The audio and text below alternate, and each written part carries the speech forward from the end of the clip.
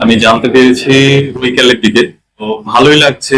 দল মমতা ব্যানার্জি, অভিষেক ব্যানার্জি, বাবা প্রিয়াঙ্কা যে দায়িত্বটা দিয়েছে সে দায়িত্বটা পালন করবো ভালোভাবে, এই জন্য ভালোই লাগছে।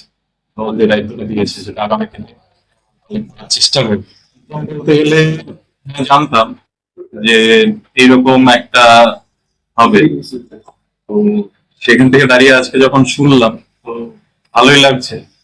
আগামী দিনে দলের সাথে, দলের জন্য যেসব কাজ কর্মগুলো আমাদের তৃণমূল ছাত্র পরিষদের প্রিয়াঙ্কা যেভাবে বলবে সেইভাবে আমি এগিয়ে যাবো আর সেইভাবে পালন করার চেষ্টা করবো।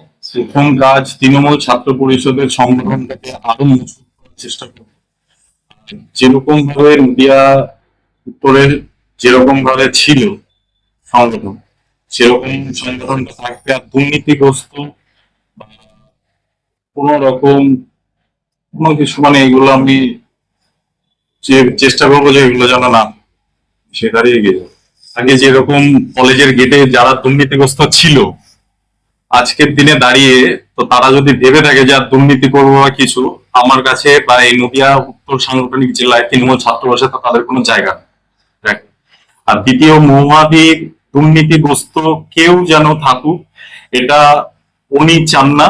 আর তৃণমূল ছাত্র পরিষদও চান না। আগের যে প্রেসিডেন্ট ছিল সম্রাট দা, সেও চাই না আগামী দিনে কোনো দুর্নীতিগ্রস্ত জায়গা হবে না, বহিরাগত দুর্নীতিগ্রস্ত কোনো জায়গা।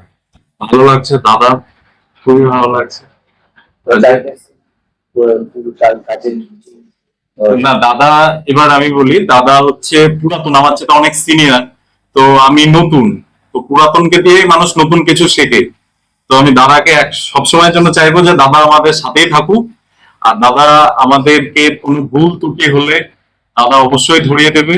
সেটাই। না, আমি স্বরাজ সরকার, সভাপতি, নদিয়া উত্তর সাংগঠনিক জেলা তৃণমূল।